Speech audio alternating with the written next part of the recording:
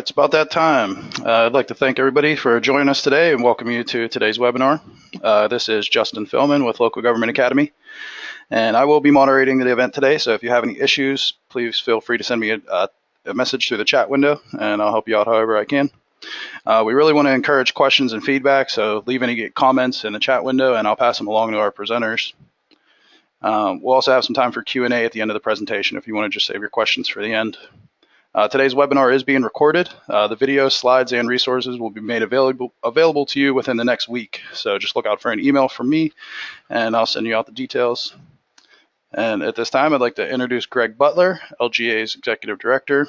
He's going to give you a brief overview of our organization and announce some of the upcoming training events, as well as introduce today's presenter. Greg, are you ready? I am ready, Justin. All righty.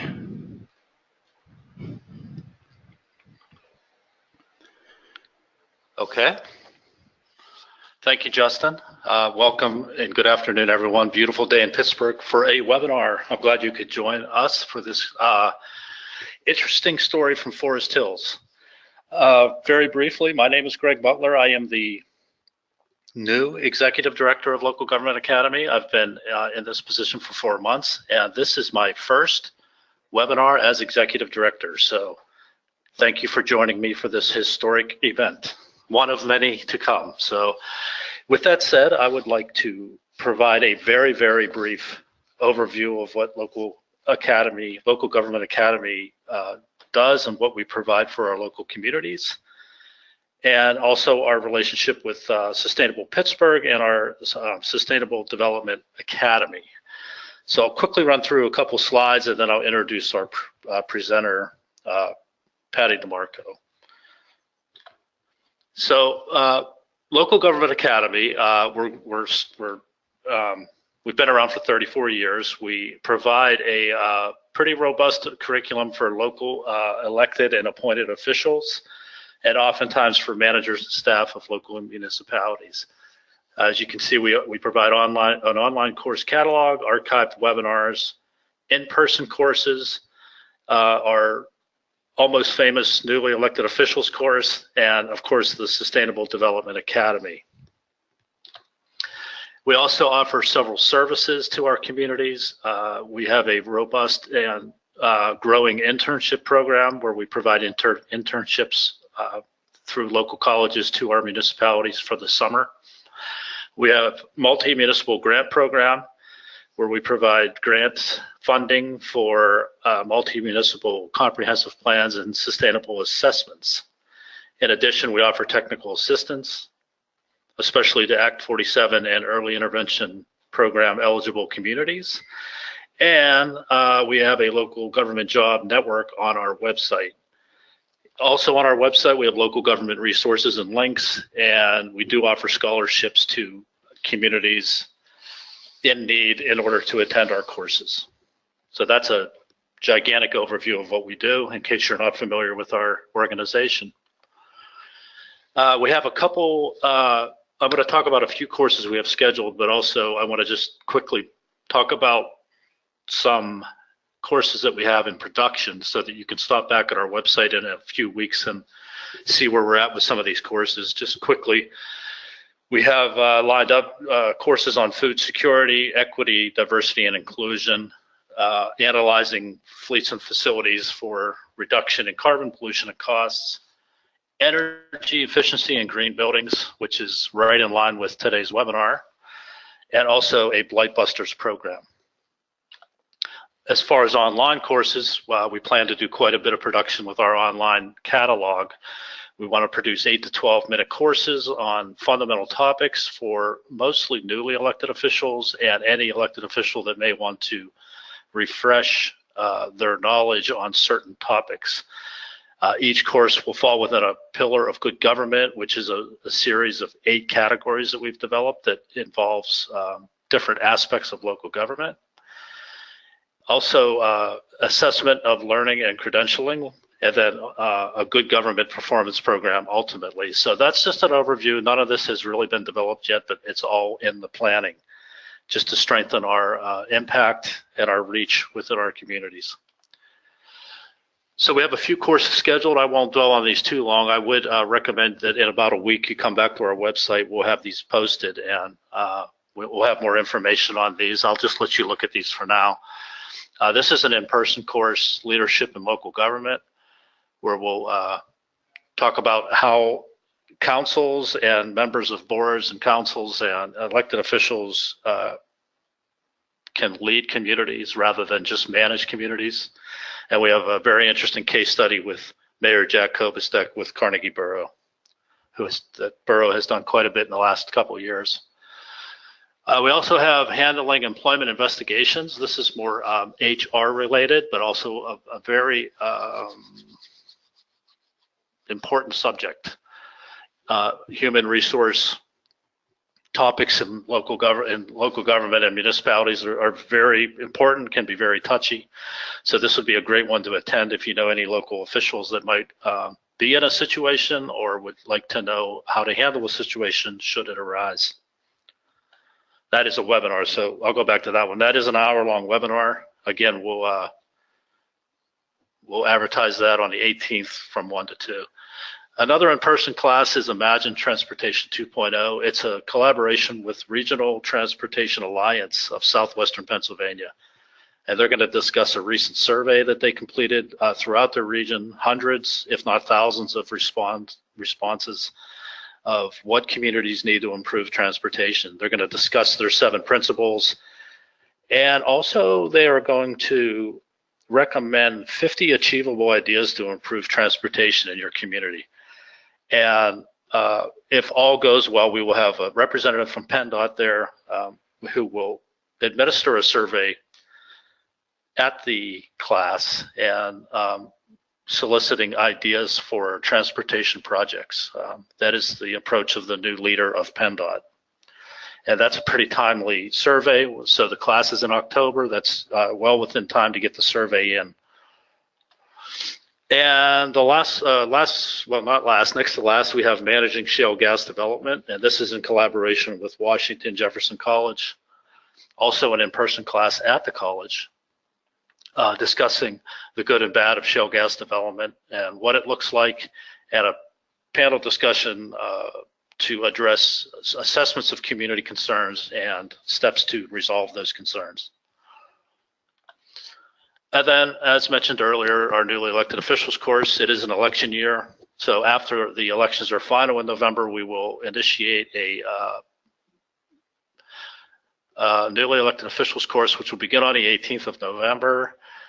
We have an opening session mock meeting and a behavioral analysis. That's on a Saturday. And then right after that, we start every other week, more or less. We have 10 courses covering the 9 pillars of good government: infrastructure, HR, public works, intergovernmental cooperation. There's a whole bunch of topics. It ends with a graduation dinner with a celebration and certifications. And all in all, it's 48 hours of instruction. So it's a great course if anyone is new to government or even fairly new and would like to refresh. The content is provided by many of our supporters, government agencies, private companies, organizations, and academia. So with that said, visit our website whenever you get a chance over the next couple of weeks. Visit it several times. It'll be changing quickly. So now I would like to present our presenter, Patricia DeMarco, PhD. We call her Patty DeMarco. She is a native of Pittsburgh with a doctorate in biology from the University of Pittsburgh. She has spent a 30-year career in energy and environmental policy in both private and public sector positions, including Commissioner of the Regulatory Commission of Alaska and Demand-Side Manager for the Connecticut Municipal Electric Energy Cooperative. She was the Executive Director of the Rachel Carson Homestead Association and Director of the Rachel Carson Institute at Chatham University. So Patty this week informed me that she released a book that was 4 years in the making. That's a long time, Patty. It is called Pathways to Our Sustainable Future, A Global Perspective from Pittsburgh. And it was just released this week. It was published by the University of Pittsburgh Press. And if you would like to review it and possibly buy it, it is on Patty's website at patriciademarco.com. Also, I don't want to forget to mention that Patty is also an elected councilwoman to the Borough of Forest Hills Council. She was elected in 2016 and a very integral part of developing the net zero solution to their new municipal facilities building. Without further ado, I would like to introduce Patty DeMarco. Well, hello, everybody. I'm so happy to be with you today from the Local Government Academy. I'm a graduate of the program myself and found it incredibly helpful and interesting to see the intricacies of how local government happens. And you know, each of your own communities are unique, and you have to find a way forward that meets the needs of your own community. And in these days, looking forward into the future is a really daunting task and a little bit terrifying, but it's also very exciting and can be very creative. So I want to share with you a little bit of the adventure that Forest Hills Borough is still enduring for coming up with a new borough building for Forest Hills. We're a community of about 6,500 people located about 7 miles east of Pittsburgh, and we're approaching our centenary in 2019. The town was a rural farmland at one time, and then became a company town for Westinghouse, for which it's pretty well known now. And settlement intensified and density increased after World War II, and it has long been associated with the kinds of innovations that Westinghouse brought to that community. When they moved on in 1985, Westinghouse gave as a grant to the town parkland area and public property that became part of our community.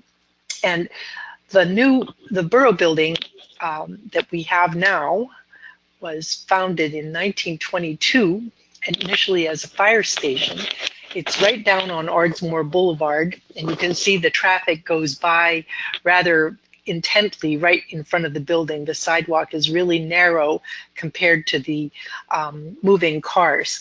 So we began, to look at a needs assessment. What I'm going to talk to you today about is how we did the needs assessment, some site planning, a little bit about the building design, and we'll finish up with some lessons learned so far. So looking at the overall needs assessment, this building that was established in 1922 was originally a fire station, and it has been adapted a number of different times with portions added on.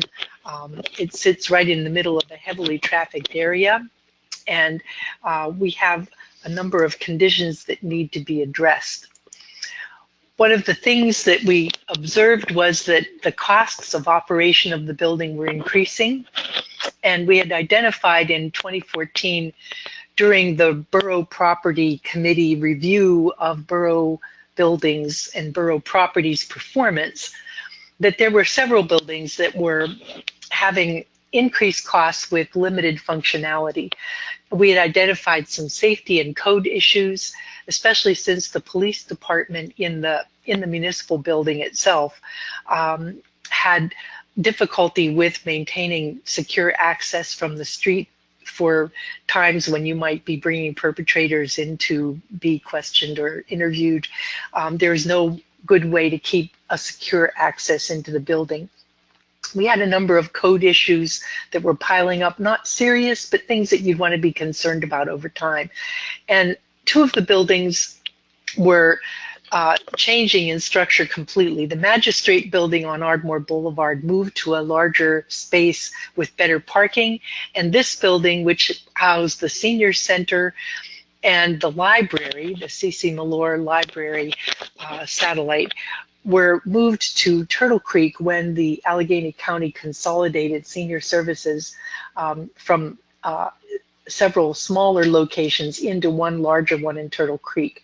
So that building was now only open 20 hours a day and occupied with just the lower level. They had mold issues, and the plumbing was always in constant disaster.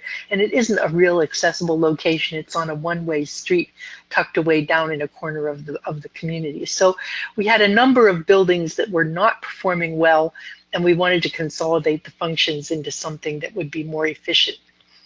So we did a needs assessment to begin planning. Oops, I went the wrong way.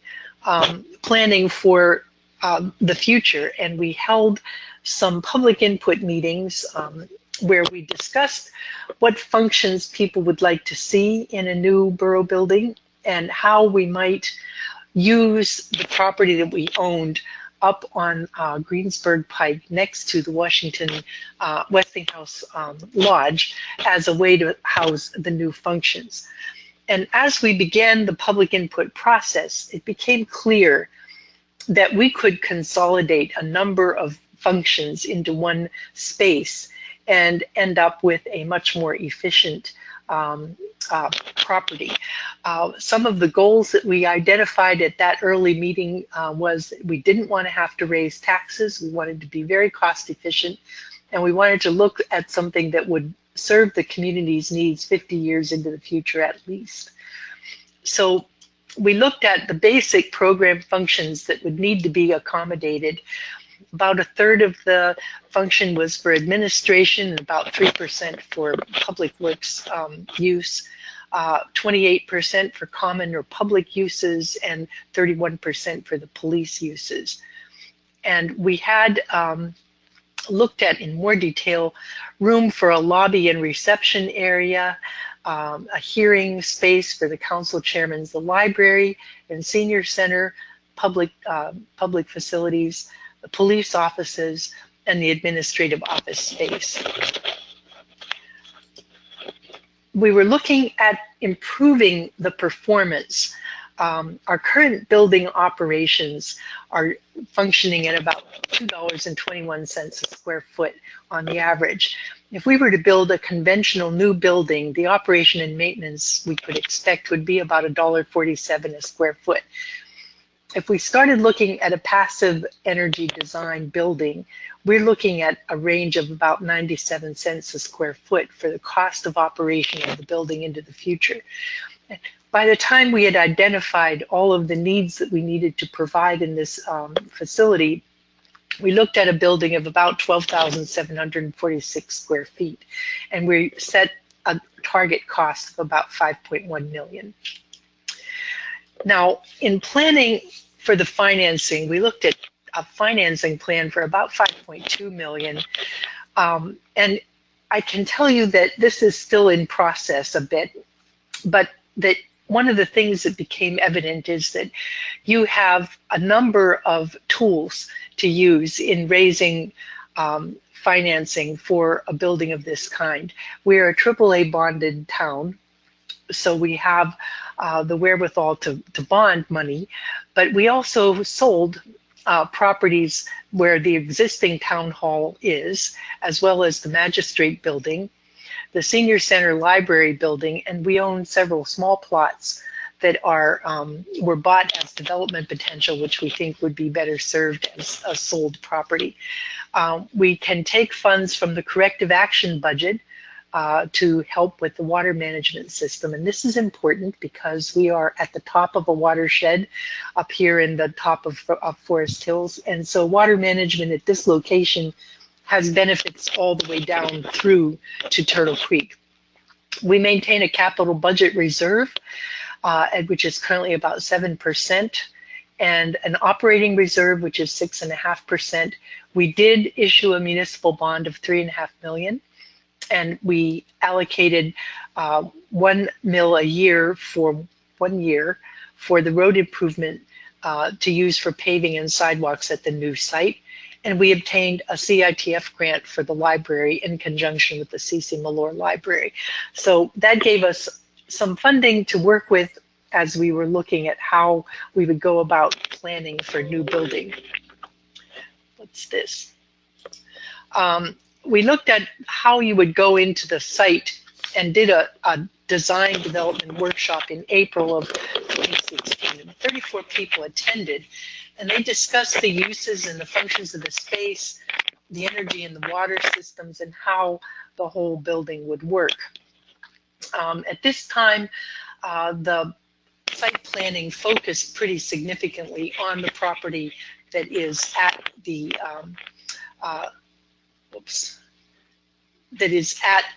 Westinghouse Lodge area.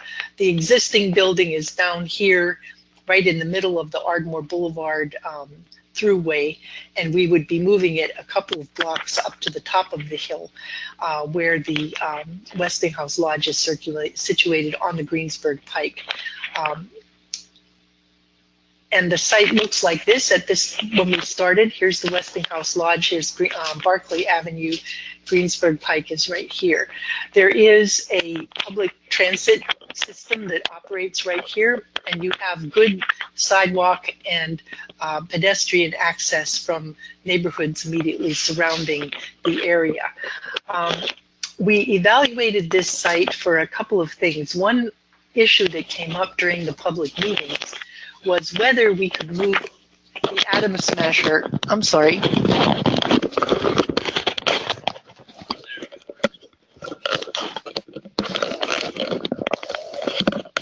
I'm having microphone adjustment issues. I apologize. One of the things we wanted to do was move the atom smasher, which is currently down on a privately held property, and put it as a feature of the new building site. We had quite a lot of talking about that because it was a unique feature of the town. And what turned out to be a serious problem is that the cost of moving that would be significant and became prohibitive in the course of the discussion. But people were really intrigued with that idea as we were talking about it. So we were discussing things like how you design for sustainability going forward. We looked at the water systems, the energy systems, what materials to use for the building, and what the interior environment would need to look like. When we were looking at the sustainability features, one of the important issues was using rain gardens and bioswales for storm management. We are planning to reduce the peak discharge into Turtle Creek by more than 64% of the 100-year storm level, and trying to reduce the volume of runoff from the 2-year and 5-year storm completely, as most of the 10-year storm volume as well. This is being done by using permeable paving in the parking lot area, and also planning for bioswales and use of trees and plantings around the edge of the building. We were enhancing pedestrian access and looking at implications for reducing light pollution in the area. A number of the neighbors complained that there would be light infringing into their community during the, how do I get this to go? Okay. We talked about getting to a gold standard as a guide. The certification cost was about $30,000, and so we've been using this as a guideline, not as a certification process, because we didn't want to spend the $30,000. People have argued about this back and forth, but council didn't have a consensus on getting the certification at that time. It's something that if you go through this process, you might want to consider that yourself. Oops, now how do I do this?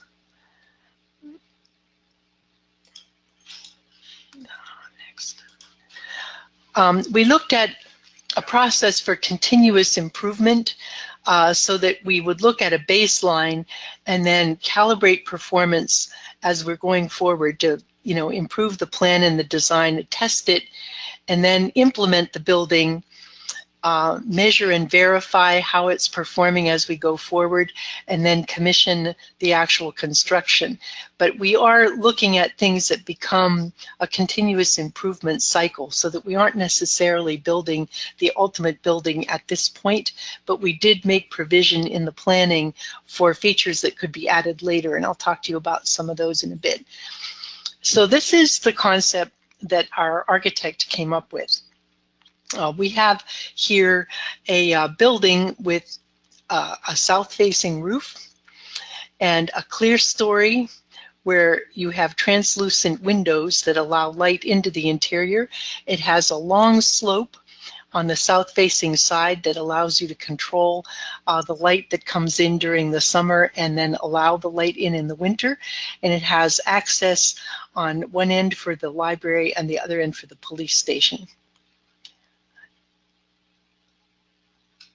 So here's the view of the design from the library entrance area, and you can see some of the bioswale treatment and the walkways.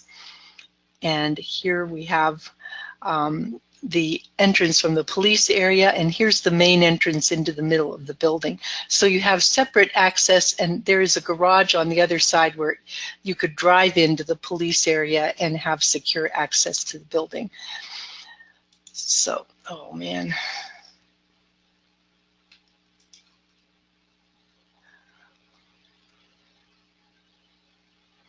And the public entrance on the inside has a place for a display and a dashboard so that the public can learn about how the building is performing in terms of its energy efficient features, and becomes a way of education for the use of the building as well.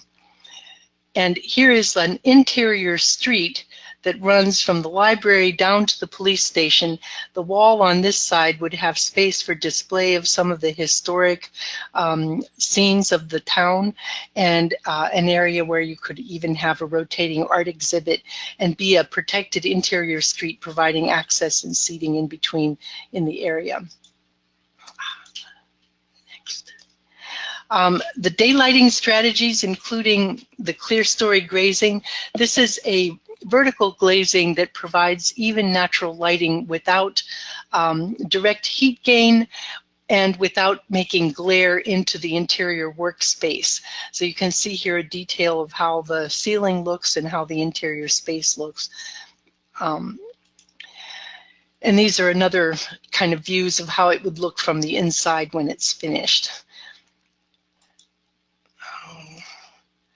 So some of the other things I want to talk about, let me go back to this a little bit. We had a number of issues in the functionality that we had to deal with. The energy building features included a geothermal heating, ventilation, and air conditioning system that depended on a geothermal heat pump. And what happened with that was that we hit a coal mine. We had planned for a number of buildings, a number of wells that were 100 feet deep, but 90 feet down we hit the coal mine, and so we had to add an additional geothermal well and then make them a little bit less deep because we didn't want to go through the penetration into the coal mine itself. Some of the other features that we had to look at were the fact that the building was tipped on the site so that it wasn't directly in line with the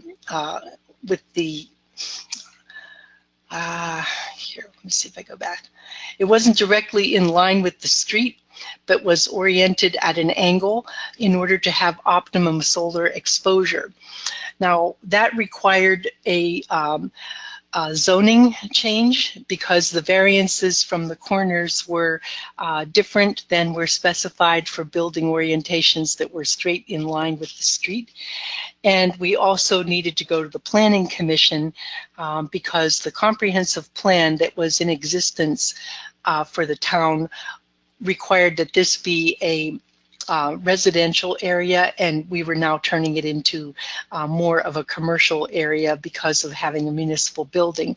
The municipal area that was down along Ardmore Boulevard was really not suited to completely redeveloping that building, so we had to make a change.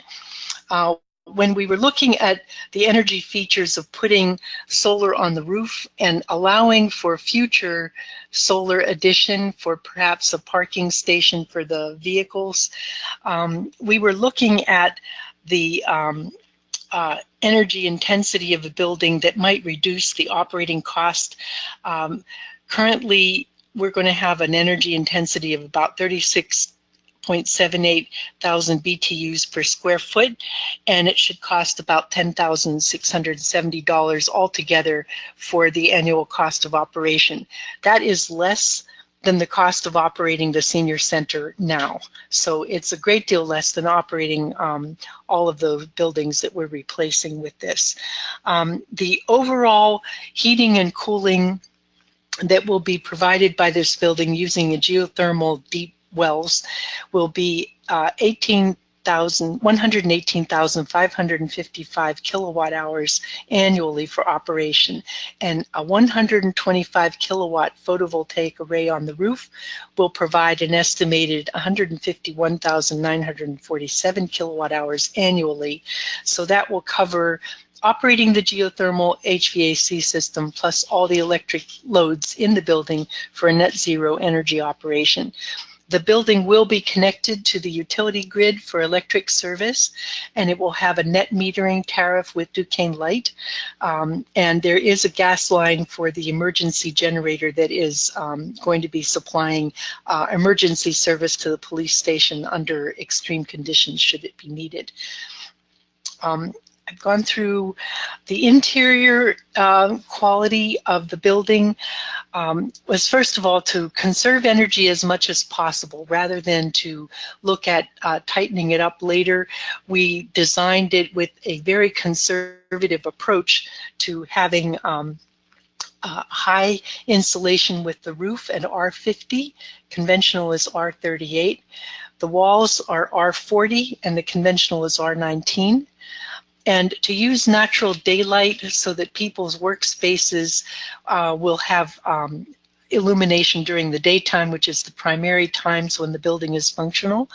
And it will also have views out of the windows that are aesthetically pleasing. So the plantings are designed to give appealing views to the people who are in the occupants of the building. This is important for workplace performance and also for worker health and satisfaction. We are selecting materials that are sustainable and non-toxic. We have a great deal of problem in the current building with mold and off-gassing of materials from the carpets. This will be avoided by choosing materials that are not toxic inherently, and that will also be using wood from sustainably grown sources interiorly. And we selected materials for their recycled content, things that were locally sourced and environmentally beneficial in their performance.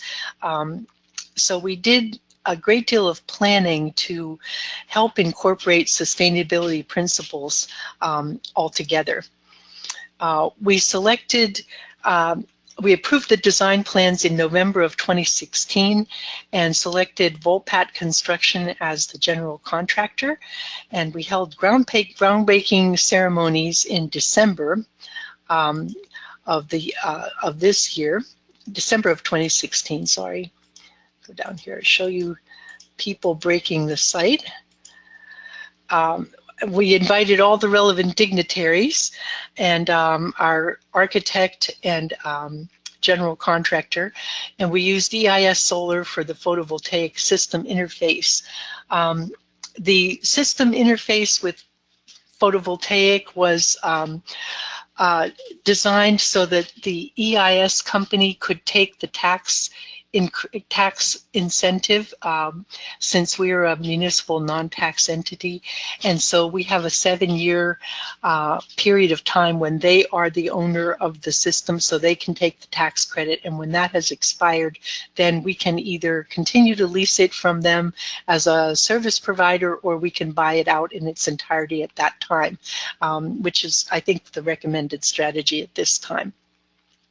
We are looking at very much a plan for the future that looks into the 21st century. This building is designed to perform into a period of time when people can have an efficient building to begin with. We have things that we could plan to add as features.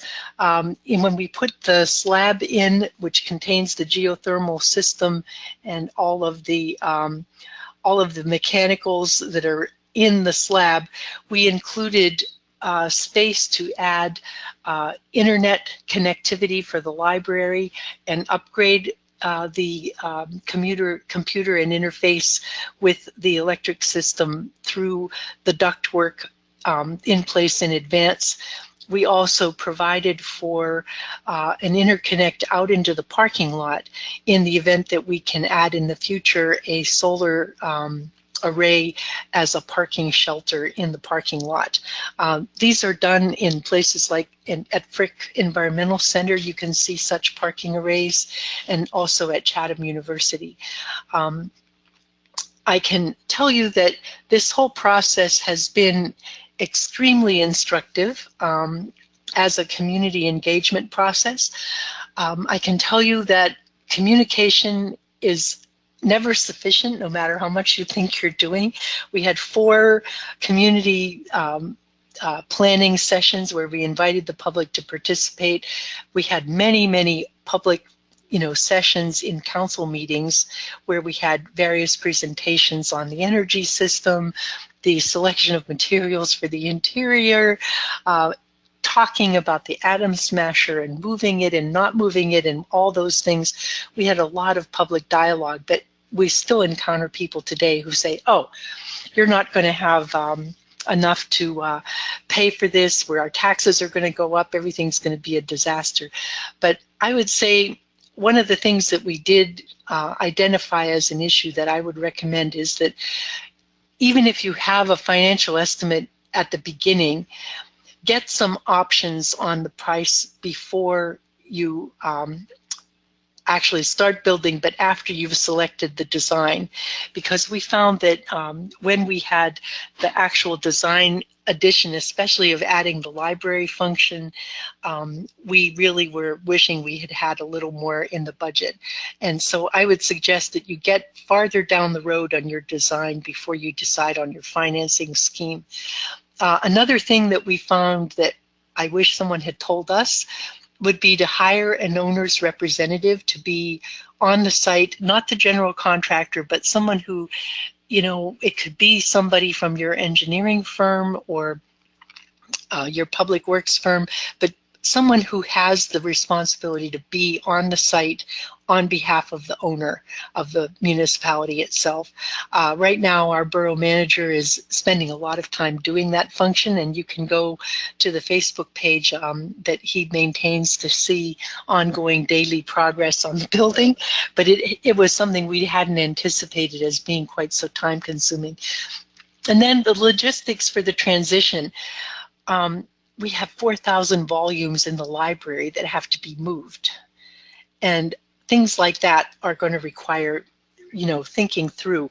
Do we really need to keep every paper file that we have? Should we be looking at off-site storage or putting them onto electronic storage mode for long-term?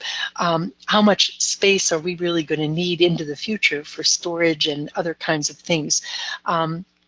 Those kinds of logistics take up a lot of planning time and can really benefit from, some expertise, getting some people in to help you plan storage systems and, the logistics of moving. And I think mostly looking into the future and thinking ahead, what kind of issues are we going to have to face going future in terms of security arrangements, possibly use of this building as a public shelter in future times because it will have functionality, serving the needs of communities adjacent to us. And this was especially a consideration with the library because people use the Malore Library from not just Forest Hills, but from Chalfont and Churchill and Wilkins. And so we wanted to be looking at how we can make that a very efficient modern library, and it will be much upgraded from the service that we have now. I think mainly it was so exciting the day the pillars came out of the ground to see the building actually coming into being and knowing that it's going to be a really forward-looking and wonderful place, I think has been a wonderful experience. And we've had a lot of people engaged.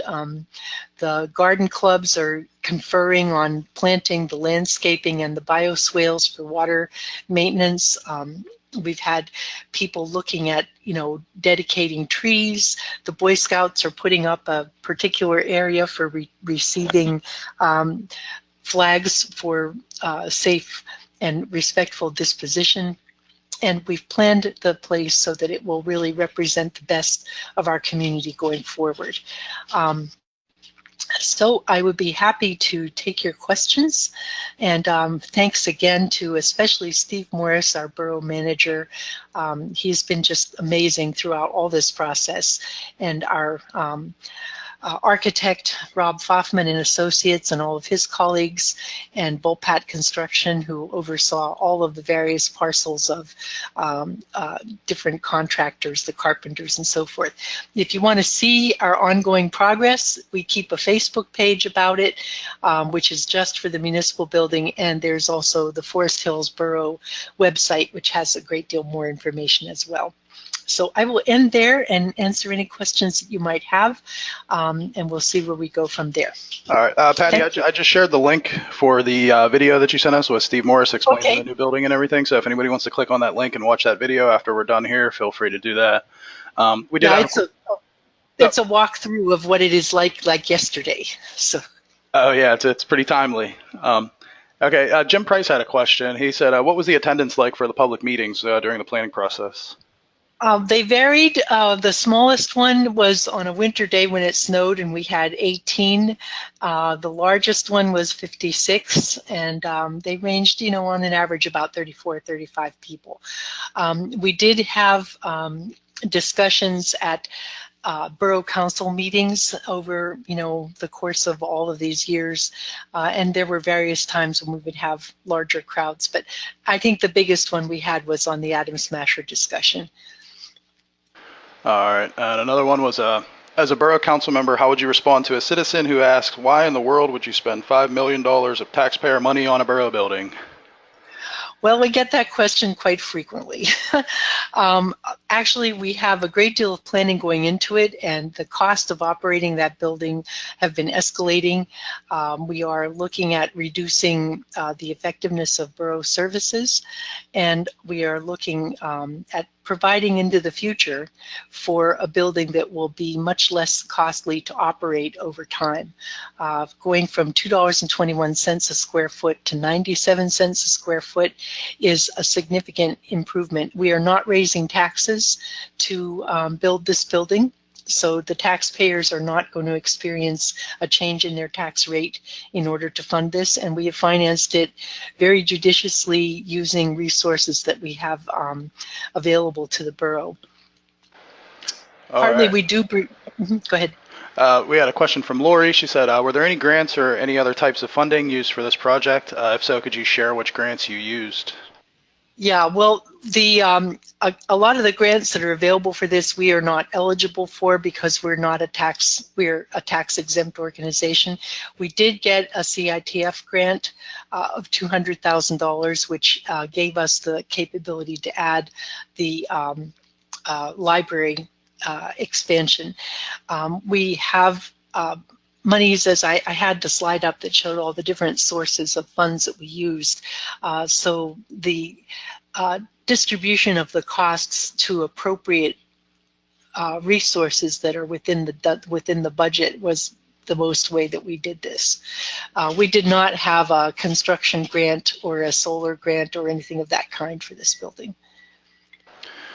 All right, we do have a few more questions in here. I wanted to remind everybody you could feel free to type a question into the chat room or the chat window, or if you'd like us to unmute you so that you could speak directly with Patty, just type an exclamation point and I'll unmute you whenever we have a second. Another question from Cindy Alexander, are the fire and public works departments being relocated? They are not. They are going to remain down on Ardmore Boulevard, but the access to them is improved because the new facilities that are going in down there will allow us to straighten the street and also widen the current alley that is used for police access. So the public works and fire stations will remain where they are for now. All right. Preston Scheimer wanted to know, does the solar system include any storage capability? I believe he means the solar panels. Right. At this time, it does not, but we have provision for adding that kind of thing in the future, possibly. At this time, it is strictly a net metering connection to Duquesne Light, so that there will be times when we're making more than we use and the excess will go to the grid, and there are times when we will be using more than we're generating, and then at that time we'll buy from the grid. So it's a net metered situation, which on the average over a year will be a balance between what we use and what we generate. All right, and Preston, also wanted to have you speak a little more about the EIS tax saving arrangement and the value to other communities, if you could.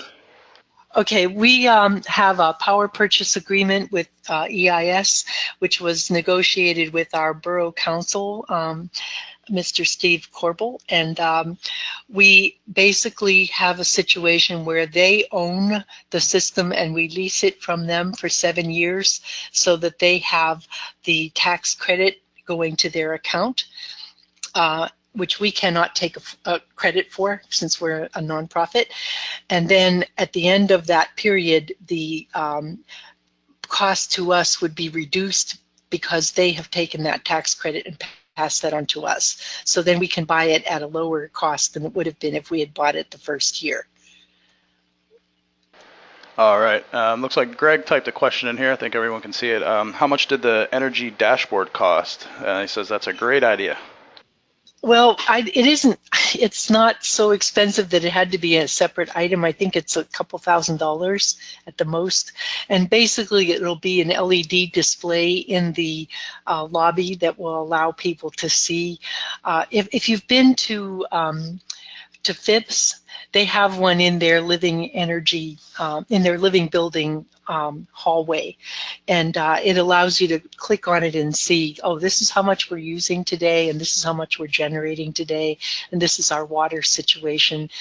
It just does a public information dialogue box that allows you to see and be educated. We also have materials and information available to people to explain the functions of all the different parts of the building features so that people will understand this is the bioswale, this is why the roof is weird, this is why the building is tipped sideways instead of straight onto the street. So they understand the functionality of a passive solar design.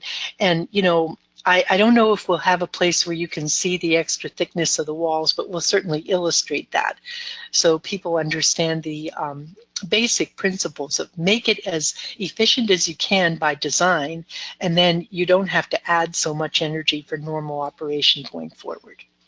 All right. Do you know if any of that information that'll be on the dashboard is available online after it's up and running? Or? I think we may be able to put that online as part of the Forest Hills Borough website. I'm not sure how far along that planning has gone because we're still building the building.